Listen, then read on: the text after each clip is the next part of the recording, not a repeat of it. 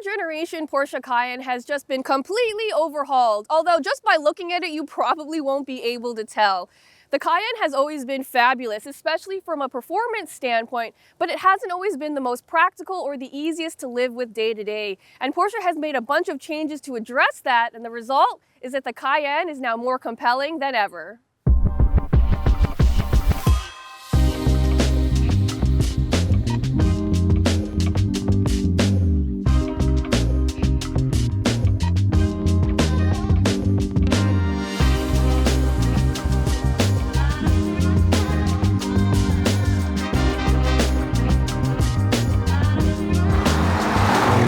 For more expert car reviews, don't forget to share our channel and subscribe so you can catch some of this and maybe even a little of that. So like I said off the jump, from the outside, you wouldn't really be able to tell that this is a new Cayenne. There are changes, but the changes are very subtle. Still looks like a great SUV, but inside is where you're going to see the most dramatic change. Porsche has made a lot of updates to the interior that's supposed to make this SUV both more practical and more user-friendly and more convenient, which is great to see. The first major change is that this is the first time this big 3-screen setup is being used outside of the Taycan. It starts with this digital instrument cluster, which now doesn't have a hood over it, which is beneficial because it means that visibility is much better. This screen is fully customizable. It is clear and bright. I love it. You control it using these controls on the steering wheel, so it's very user-friendly. The next screen you have is a touch screen for all of your HVAC and audio controls and all that stuff. And then now your passenger also gets their own touchscreen, but it's really neat because there's a film on it. So it looks completely dark from where I'm sitting, but it allows your passenger to help you do stuff like input navigation instructions or choose audio stations. That way you can stay focused on the road. So I really love to see that. Another change inside here is that the gear selector is now to the right of the steering wheel. This is also coming straight from the Taycan, which is cool to see. And what it does is that it opens up space in the center console for more storage cubbies, which was kind of a big problem with the old one because there was no space to stash your keys and wallet. Now there's plenty. There's a bigger one in the middle, and now there's also a standard wireless phone charger. Took them long enough. They used to charge for that, so I'm glad that they're finally including that as standard. And the door pockets are big enough to hold a water bottle now, which they weren't before. And so all of these changes just make it a lot easier to live with day to day. Another improvement is that every single passenger now gets their own USB-C port, and it's capable of fast charging. There's also standard wireless Apple CarPlay and Android Auto. I know a lot of Porsches didn't have Android Auto for a while, so I'm glad that it's finally here. I do wish it was better integrated though, so that if you're using Google Maps, you could see the navigation instructions in the digital instrument cluster or in the head-up display, but I'm just happy they have it now, so that's great.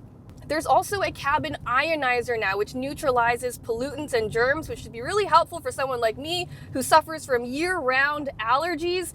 And another interesting thing is that they got rid of the analog clock that usually sits in the middle of the dashboard. That's a classic Porsche thing.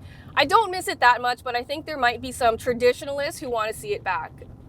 So the Cayenne I'm driving now is the S, which sits in the middle of the Cayenne lineup, and it's really supposed to balance performance and sport, which I think it does really well.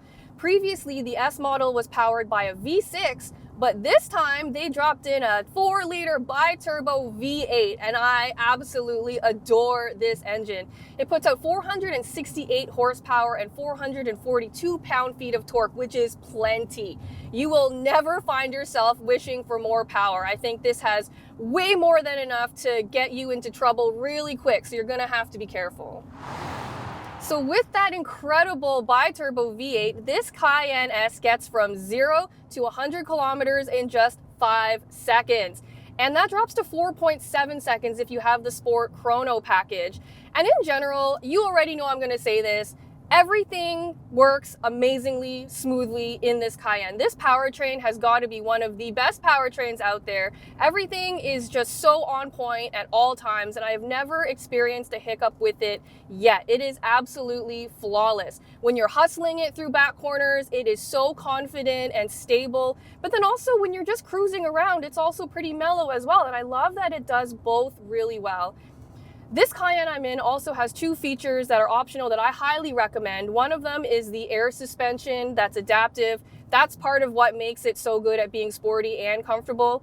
The other feature I really love is that the rear axle steering kind of makes the Cayenne drive like a much smaller vehicle than it actually is. That means it's easier to park and maneuver at slow speeds, and then at high speeds, it makes it feel a lot more agile and adds some extra stability as well. Fun fact, this new steering wheel is taken right from the 911. It's just a little piece of trivia that I like to sprinkle into dinner party conversations, but does this Cayenne drive like a 911? The answer is obviously not, because this is a completely different vehicle. It's a big, heavy SUV, and even so, it still performs better than almost anything else in its segment. And that's just the truth, is that the Cayenne has always set the standard for performance SUVs. I also wanted to mention that this is perhaps the quietest Cayenne I've ever driven.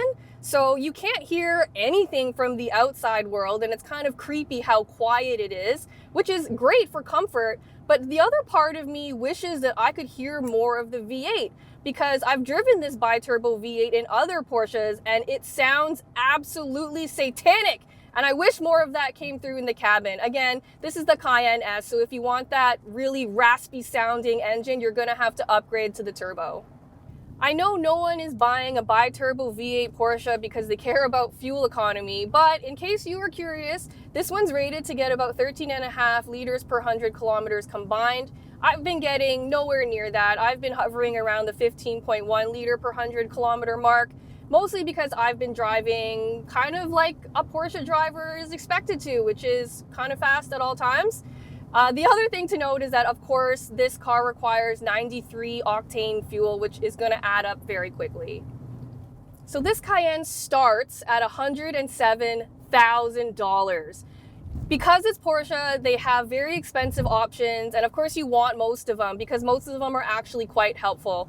And so this one in particular ends up being about $150,000, which is a lot. But again, and I always say this, is that with Porsche, you're paying for that flawless execution, beautiful build quality, legendary brand prestige. And so even though it is an expensive vehicle, it still feels 100% worth every penny that they're asking for. To recap, I love the Porsche Cayenne S's flawless powertrain, dual personality, and increased user friendliness. I'm not a huge fan of the pricing, but that's just me being my coupon-using, thrift store hopping self. I really liked the Cayenne before, but these updates improved it in ways that I really wasn't expecting. So previously, it was really easy for me to forgive the Cayenne's shortcomings because its performance was so good. But now that it's more practical and more user-friendly, makes it more well-rounded, which means it's better than ever.